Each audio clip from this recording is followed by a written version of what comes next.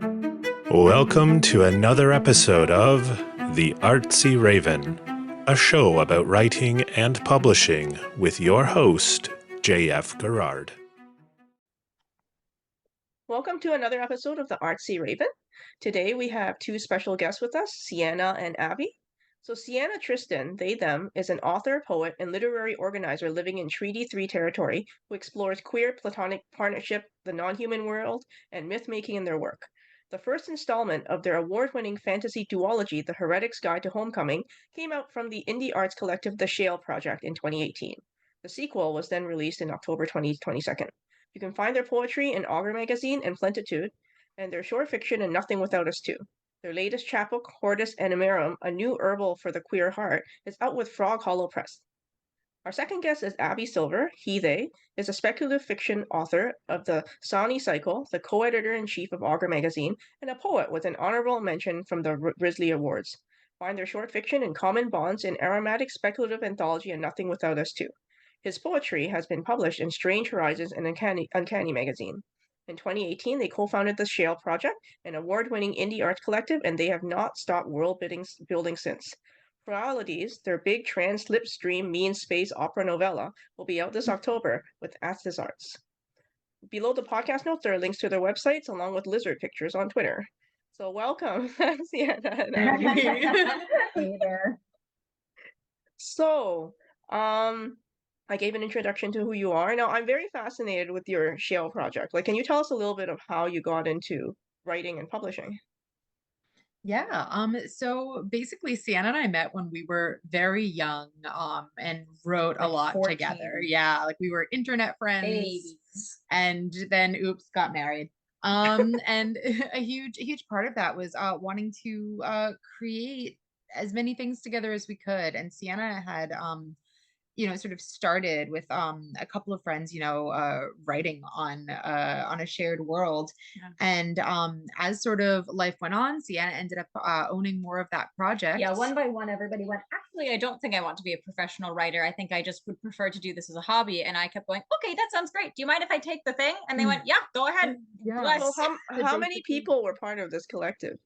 Well, way back in the day, before we sort of officially founded Molwell Press, which is the publisher that sort of publishes shale-based fiction and media, there was like in the original, role play days, there were like up to 20 people. Like it was wild. It's like everyone creates a character and then you just have control over that little character and you do this. It's like it was like D&D over text. It was fabulous. And over time, everyone kind of just drifted away as internet friends do until there were about 3 of us left. And then Avi came in. Yeah. And for a while, it was the 4 of us. And then those two both individually had life calling stuff, the other projects, children, all kinds of things, right? And they were like, yeah, go with our blessing. Like, we're so glad that you're actually doing something with this. And then what sort of I ended up doing when I came on was the great project of scrubbing everyone's IP and being like, all right, we are not taking anything that doesn't belong to us. Yeah. So rename all of the different continents,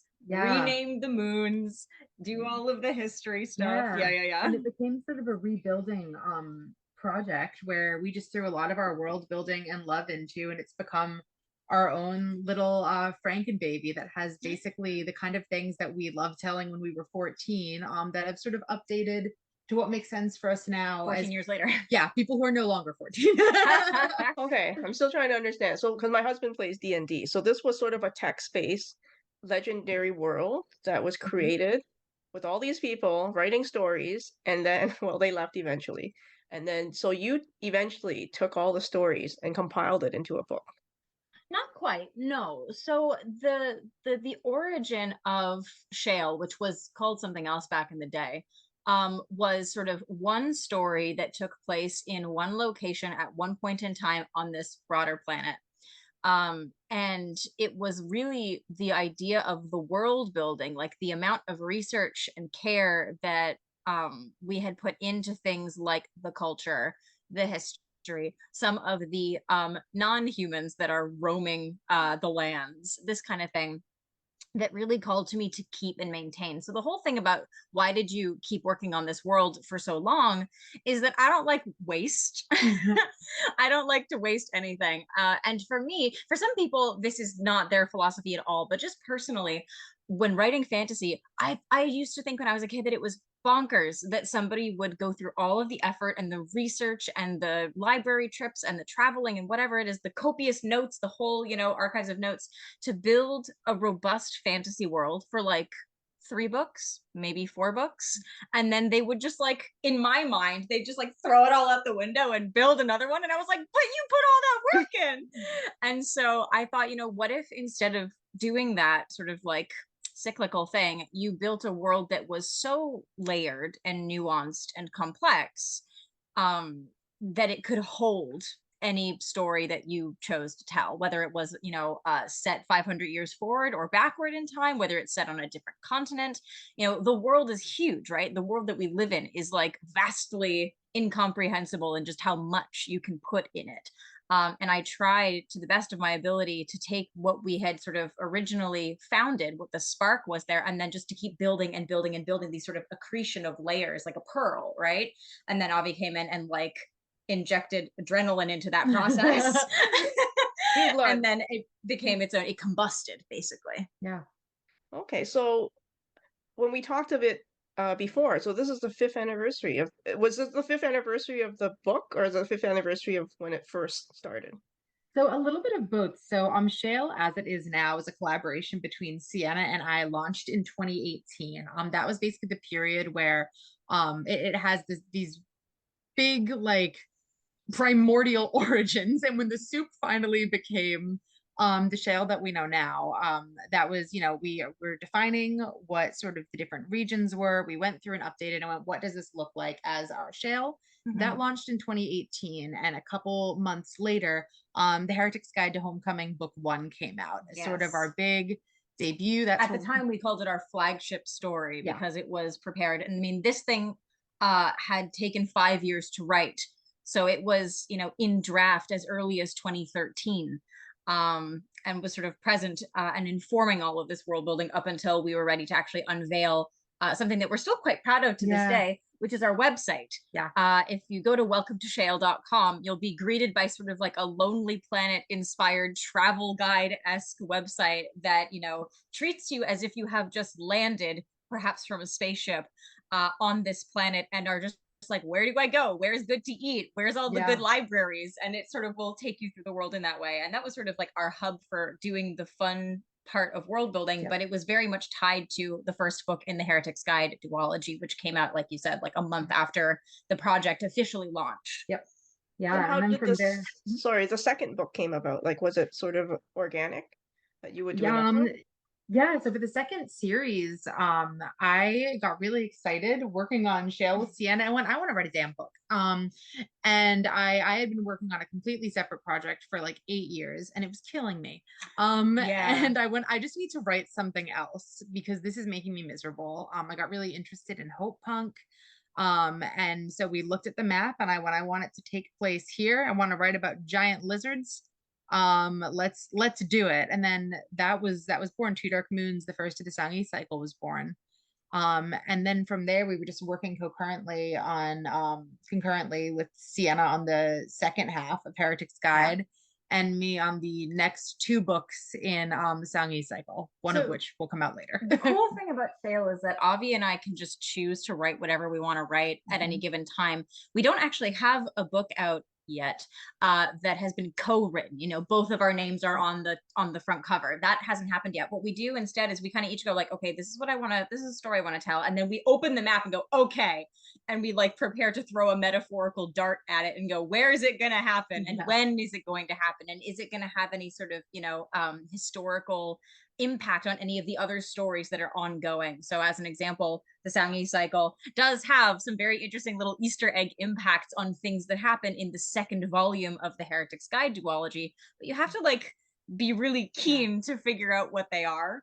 So they don't, it's not like the whole thing is one big series in that way. It's more like a web, you know, it's rhizomatic, it's lateral. So if you want, you can take any entry point you like. There's no book you have to read first, and you don't have to read all of the books that Shale publishes in order to enjoy the thing. It's really just a sort of choose your own adventure situation. And we've definitely seen that, I think, with like fan response. There are some people who are like, I love Shale, and whatever comes out, I'm going to read because it is there. And there are some people who are like so deeply into Sienna's like very lyrical, like lush, rich prose.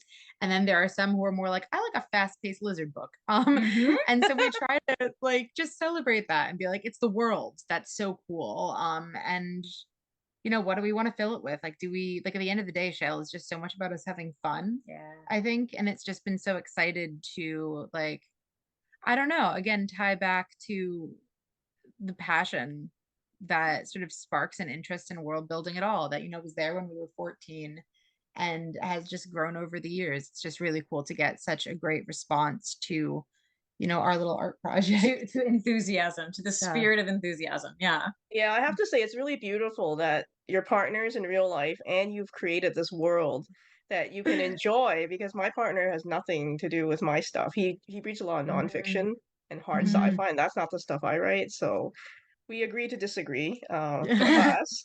So how are you going to celebrate this 5th anniversary? It kind of crept up on us because it doesn't feel like 5 years has passed, because 3 of those years have been pandemic years. Having said that, around wintertime, we looked at the calendar and we went, oh my goodness gracious me, it's 2023 soon, and we started in 2018, and you know what that means? We can do math. Can we? Well, yes. Fantasy astrology says we can do math. I think you can do math. So we sat down and we're like, you know, more pressingly, we had just wrapped up a whole duology, you know, the first complete series that Shale has put out. And we were looking at a year of no publications. We kind of have this interesting pace so far, where it's like a book comes out, the next year a book comes out, the third year it's crickets, because we're regenerating. Essentially, we're a 2-person project, and it takes, as you know, a lot of resources to do something like this, right? So we've had, you know, year 1, first Heretic's guidebook comes out. Year 2, Two Dark Moons comes out. Year 3, we rest. Year 3, Free Seeking Stars came out, which is the sequel to Two Dark Moons. It's the second volume in the Sangyi year 4 trilogy. Year 4, Heretic's Guide 2 comes out. And year 5, where we are now, we rest, right? We're not publishing anything. So we were like, so in lieu of publishing a book to celebrate a 5-year thing, what can we do that just celebrates kind of everything that has occurred so far? You know, we're really looking to, again, put the spotlight on, look at this neat place that you can kind of travel to, if you are so inclined, if you're the imaginative sort. And so we have, as an example, we used to love holding events. This is something that the last 3 years really took away from us, honestly.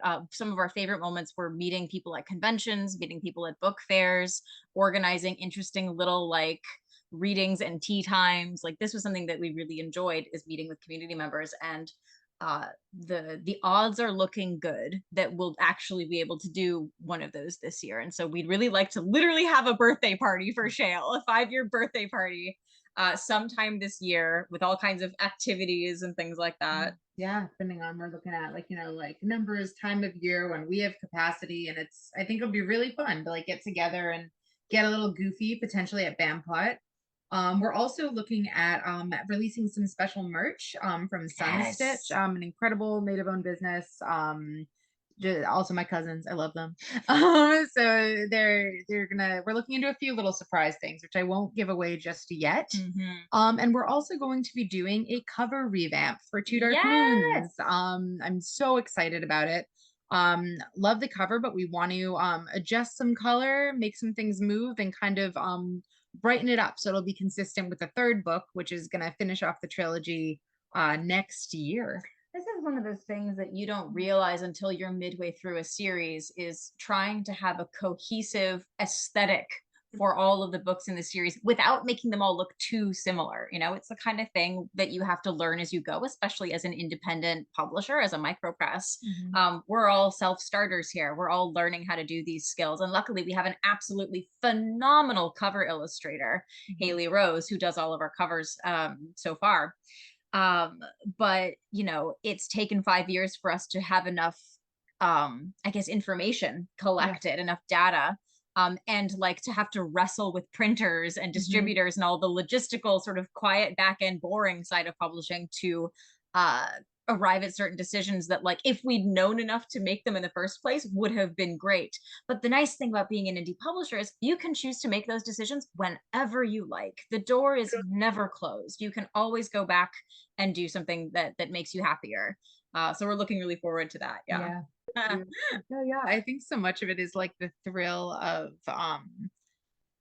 sharing. I think that there's something really vulnerable with publishing. And for me, I deal with this, I think, a little bit worse than you, where sometimes things come out and then it's like, don't look at them, put them in a hole. I'm going in a hole. Don't look at what I wrote. Like there's this simultaneous, I think, artistic desire to be seen and witnessed, which is why we publish instead of write, but also the terror of being witnessed because of that like eternal question of what if they don't like us? And I think a huge benefit to us being a team and a partnership is that we know like at least one person loves what we're doing, which allows for the benefit of the doubt of like maybe someone else will. If someone other than me, even one, can make the leap from 1 to 2 is huge. The leap from 2 to more than 2 is not so hard after that. Yeah. So I think we're able to have some of that audacity and passion because there's that confidence builder that I think can be a lot harder, especially for folks who are going indie if they're not sure that anyone's on their team, which is, I guess, why indie community is so important. Building community is crucial in this particular stream of the publishing river. Yeah. Definitely. Yeah, it's hard to not read the bad reviews. Or like I've seen some people make fun of me on Twitter. It's hard not to read it. And you're like, why are you doing this? And it takes all my strength to not respond because I don't want to put gasoline on the fire. And you're like, okay, fine. You hate my guts. That's okay. You know, let's leave it at that. You know? So Well, this is, and I mean, like maybe this is, I find that for me, this has been a sort of secret to having success about that is like just to really come at it from the perspective that whatever people have to say about your work says a lot more about them than it says about your work and about their experience of the work. So I am the kind of absolute like nut who will go and read all the bad reviews. Because I found it's interesting to me because I like to collect this data because they all seem to be about the same thing. And the thing that the people who give the 1-star reviews hate is the same thing that the people who give the 5 or 6-star reviews love. It's truly a matter of taste. And so when someone sends a review and is like, I could not stand it, these people, they never shut up, it's so boring, this boy, he's so anxious, I don't care, I get to be there like, oh, clearly it's not for you. That's literally it. It's like, we can part ways whenever you like. It doesn't bother me because of the fact that it's like, this just tells me who you are and what you're interested in, and what you're interested in is not the same as what I'm interested in. That's okay. There's 8 billion of us on the planet. We're going to have a divergence of tastes. Now, I also know you do other things too, like Abby's an editor-in-chief. Like, does working for other organizations and seeing how they write, publish, read, does that help also the Shale? Hugely. I love, so I like editing a lot more than I like writing, just to be honest. I like collaborating with people. I like sort of seeing what they're doing. And, you know, my work with Shale was part of what made me, and Sienna's voting, made me more comfortable applying for Augur because I had just huge imposter syndrome. And I've been really fortunate that I kind of have this ecosystem where what I learned from Shale, I brought to Augur, and what I learned from Augur, I bring to Shale and to all other sort of parts of my life.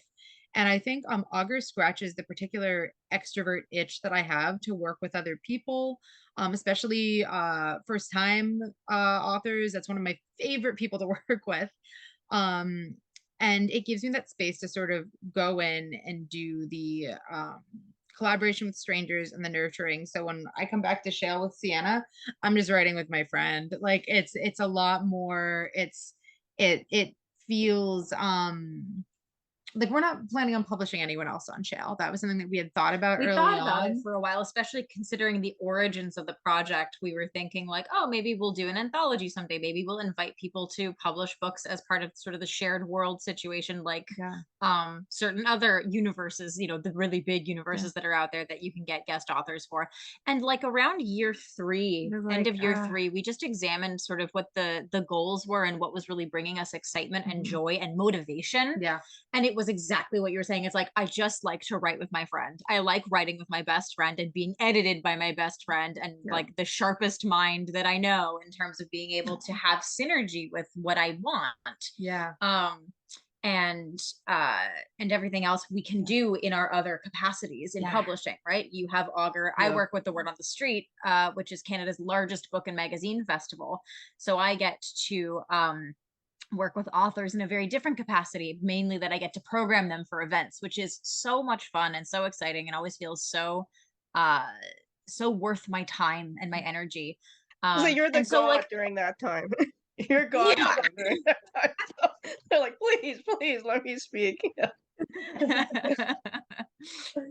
But okay, cool. But yeah, I've done anthologies before and it's rewarding. It's like herding cats. You have all these people you have to work with. Everyone works slightly differently, so it's, you know, a lot all at once. So it depends on what your goal is. So we talked about one day just doing an anthology, just like the Avi and Sienna Have Good Taste anthology, but that has nothing to do with Shale.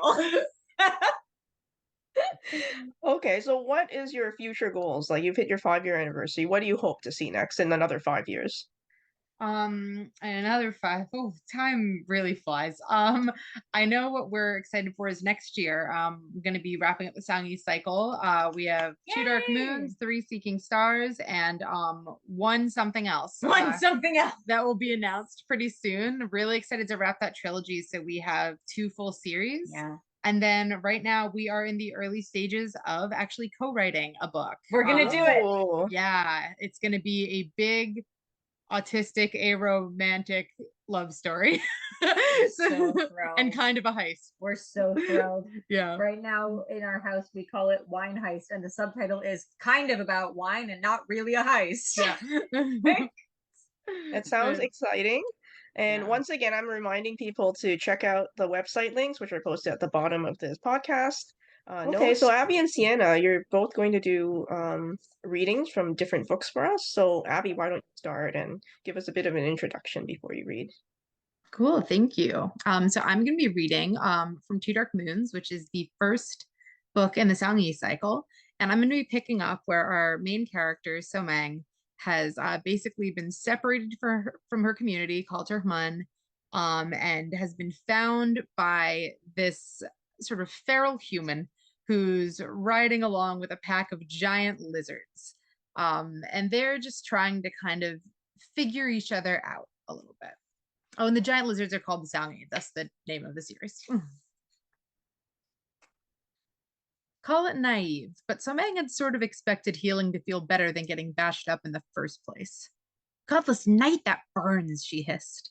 Her wounds had been cleaned out with a mix of boiled rainwater and the sharply scented juice of a small green fruit. It had stung fiercely, prompting her to swat at Hay more than once. Now the world's chompiest healer was rubbing a mess of mashed up herbs into the wounds while Somang nearly jumped out of what little skin she had left. Godless, moonless, loveless Augur, are your hands made of rubble? Hay made a little noise, a tapping at the back of their throat, and reached for a swath of what appeared to be Sangi's skin, saved in a bag they kept strapped to one of Mama's head spines. Since they rode off together on the creature's back, Hay had been subdued, only breaking the silence with their peculiar clicking, talking with the Sangi. On Somang's part, anxiety and agitation had been the 2 ruling feelings of the day, oscillating back and forth faster than she could keep up with. From what she could glean, Hay didn't seem to be any more at ease. Unsurprising. They probably hadn't started their day expecting to find the twitching remains of a loud-mouthed idiot in the middle of their jungle. She knew she ought to be more grateful to the person who had just saved her life, but frankly, Hay was weird. Hay was unpredictable. Hay clicked like a reptile and bumped noses with Sangi. It was kind of a lot to take in. One of the Sangi huffed, thumping its back leg against a thick tree trunk. What Somang had thought were falling leaves fluttered up again, revealing themselves to be butterflies, moving in a rainbow of synchronization across the canopy. For a complete death sentence, so Meng thought. Jungle's got a pretty nice view. Hay made a soft bird-like coo, reaching for Mama. So Meng stared in shock as her savior stuck their entire arm into the creature's big, bumpy cheek. They pulled it out, still in one piece and slick with saliva. What are you? Oh, seriously? So Meng whined in protest as Hay wiped it on top of the herb mash they'd applied. Hay shushed her, wrapping her leg in a swath of sangi skin. It's good for you. It will harden as it dries. Seal the wound to keep out sickness. It's spit. You bled on her. Only fair she spits on you. Hay trailed at Mama, who puffed air through her nostrils in a way Samang took to be laughter. It's disgusting, she muttered, not quite brave enough to argue any further. She sighed heavily, watching Hay tie off their makeshift bandages. While everything else in their person seemed to come from AG, a mishmash of survivalist ingenuity, their bag had the distinct style of Ateng's craftsmanship, complete with faded patterns of the 25 lunar phases. How did you learn all this? Practice, Hay shrugged. Luck? Did you have a teacher? She asked. Hay nodded to the Sangi without a trace of irony, tying the bag back onto Mama's head spines. Like any people, though. Hay made a sound Samang couldn't even begin to interpret. This was getting ridiculous. Bear with me, because this might come as a shock, but I am a human person that does not speak, I don't know, Sangi Pa. Maybe you should learn, Hay said, turning to pat Mama's cheeks. After all, you're in there. They noticed Samang poking at her bandages and whistled sharply, fixing their green eyes on her with disapproval. Samang jumped, scowling as a couple of the Sangi peered at Hay in response to the apparent reprimand. Is it really so difficult to answer a few questions? Samang continued messing with the bandages, determined to keep Hay's attention on her long enough to get a response. She was well practiced in the art of being difficult to ignore. I'm not asking for your most intimate secrets, just the basic things. Who are you? How do I gender you? Why aren't you up in the mun? Hay hissed irritably through their teeth, grimacing. Samang took the reaction as a sign to keep pushing. I mean, you are from Atang, right? Your voice, it's not shaped like a trader's. The accent's different in the vowels. She remembered hearing it in her parents' voices as they practiced Dopang Pa over the fire, the small differences distinct as veins of woven stone. She cleared her throat. I don't even know what the other Mun's dialects would be like, so you sound like me, like one of us. One of you. Their tone was like the yanking of a cord, tight and abrupt and full of potential energy. Looking at Hay, with their tooth-ornamented hood and the cautious hunch of their shoulders, their choppy hair and the charcoal rubbed thick around their eyes, Samang could see how foolish she must have sounded. I just mean, I only speak this language for you, Somang Par. Once more their words were sharp, made doubly so by Hay's piercing eye contact. Apparently even falling from Ateng wasn't enough to keep Somang from hearing her name as an insult. What? She challenged, refusing to back down. You'd prefer to shriek and growl and act like an animal? I am an animal, Hay said, stepping toward her with a fierce look. And Somang flinched despite herself, aware of the state of her body and how unevenly matched they were. Seeing this, Hay moved no further, even as their voice stayed shale sharp. And so are you. So are we all. It would serve you to remember that, now that you're down from your ever-wise village. And then they like each other and get along. Yay. Okay, thank you, Abby. No, I'm just curious. I mean, why do you like lizards so much? Because they are cool. They scuttle around, they eat interesting things, their bodies are fun temperatures, some of them are soft, some of them are spiky, some of them lick their own eyeballs. They're kind of stupid to look at. I like them. That's my answer. Do you have any lizards? 6. Yeah. That's- Wow. That answer you were expecting. Well, we have 4 lizards Alright. and 2 snakes. Yeah, Okay. 4 reptiles. Okay, cool. Okay. We didn't when I started writing this, but then the pandemic hit and we're like, we want to get creatures. And we remembered we're grown-ups and we're like, our parents can't tell us we can't have reptiles. We can just get them. And then we got one and then we got more. And now I have a fridge full of frozen rats and we just live like that. Wow. Okay. Do they, I guess, are they the same, like different sexes? Can they breed? Can you have more lizards? They can, but we're at a We have room. kept them separate because we do not wish to deal with I that. can't have any more lizards.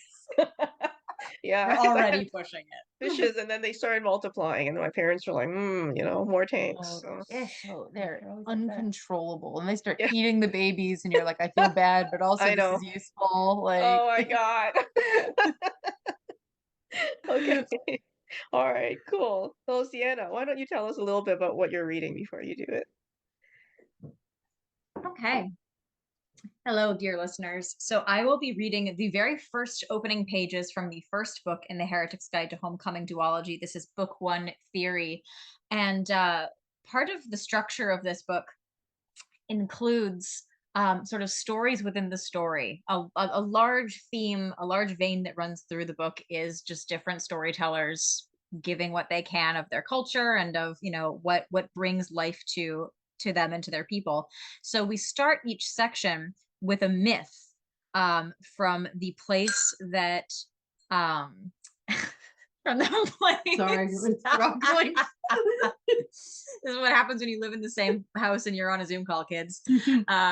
So we're starting with a myth that comes from the place that our protagonist Renault was born in, and it sort of serves to give us a framework for why he is the way that he is.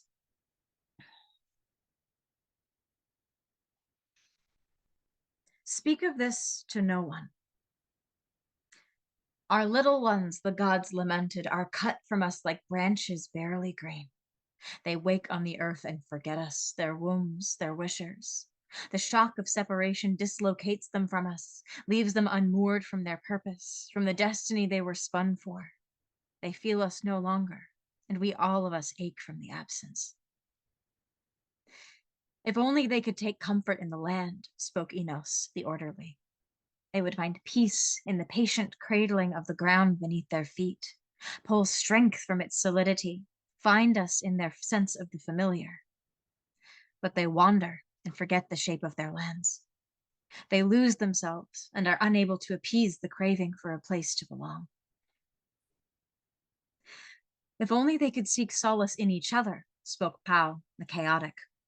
Surely the bright thread of community could weave a blanket fit to warm their disquiet souls, could tighten the knots that tie them to us, the knots that have come so unraveled. But they know not how to communicate with one another. They bump into one another uncomprehending. They are alone together, incapable of offering each other support or encouragement. If only they could carry our memory with them, said Ege, the universe, from which all the gods and their little ones had sprung. All would be well if they remembered the divinities that gave them life, if they knew to whom their hearts belonged, if they recalled their glorious birthright. But their walls of skin and bone are too thick to reach through, a lonely prison of limb too crude for the subtleties of spirit to permeate, and they drift, disconnected from all. And as our ancestors strayed across the deserts, bewildered and bereft without understanding why, the gods wept for the pieces of themselves they had unwittingly stranded in the material realm. Fret not, for I have a solution, spoke Genovefa, the daughter of Pau. I shall teach the little ones to speak as we do. I shall form the word of the fires of creation, and my brother the winds shall pass his breath across it to cool it for their tongues. I shall weave music into their throats, so that they might talk to one another as the birds sing and the sand rustles and sighs. I shall bestow them each with words of their own, special words, magic talismans that will preserve the knowledge of which you have spoken. I shall gift them with names, and the names shall be their lifelines. Said Enos the orderly, give them a name for the ground, for the lands they are born into, that they may return to their earthly home no matter how many times they depart. Said Pau the chaotic, give them a name for their families, for the human kin they are born from, that they may ford the rivers of their lineage no matter how many generations split the delta. Said Ege, the universe, give them a name for us, their source and origin, the point of their departure and arrival, that they may sense the breath of the divine on their brows and know us to be watching over them, no matter how many obstacles block the path to their purpose. said Genoveva. These 3 I shall bestow, and one more. I shall give them a name for themselves, a way to distinguish from place and parentage and godling, for it is by this distinguishment that they will grow into their reason for being. I shall give them a name for themselves, that they may feel the spark of their own unbridled individuality and know themselves important, no matter the forces which may seek to persuade them otherwise. Make it so, exclaimed the gods. With pleasure, said grinning Genoveva. Behold, from language, life. And so it has been to this day. Oh, thank you. Your 2 readings are very different. I'm very curious about the book you're going to co-write together. It'll be a blend, I think. Yeah. Yeah, it's really funny. We're starting it by sort of going back to Back to our roots. Yeah, each person owns a character, and we're knocking out a lot of written RP basically to get the character dynamics. And the plan right now structurally is to try and write that, gather the material, and then I tend to do a lot of with my editorial work, basically just like Jenga and Tetris. And so what I'm gonna do is grab it, pull it, make some horrible Franken creature of different perspectives and suggestions. Structure. And then, I'm basically going to do major structural work, and then Sienna's going to come in and use that lyrical language, Make it pretty. to kind of make it pretty. So I'm building the foundation, and Sienna's making it good to look at. Yeah. Making it beautiful, making it last. So that's sort of how we're going to mess with it. But I'm really excited to see what voice ends up coming out of it, because I think it's going to sound quite different from the 2 From we have either so one far. of us. Yeah. Yeah. Okay, well, thank you very much once again for being on this podcast, and I wish you best of luck on your future world-building endeavors. Thank you so much, Jeannie. Have a good one. Okay. For more upcoming episodes of the Artsy Raven about writing and publishing, visit us at jfgarage.com/arpodcast. A reminder to Patreon subscribers that there is bonus content available for every episode on the Patreon website. If you enjoyed the show, you can show your appreciation by buying us some digital coffee. The Artsy Raven is produced by J.F. Garrard. The voice in the show's introduction is Chris Gorman, and music is by Tim Moore. Thank you for tuning in. Until next time, stay safe.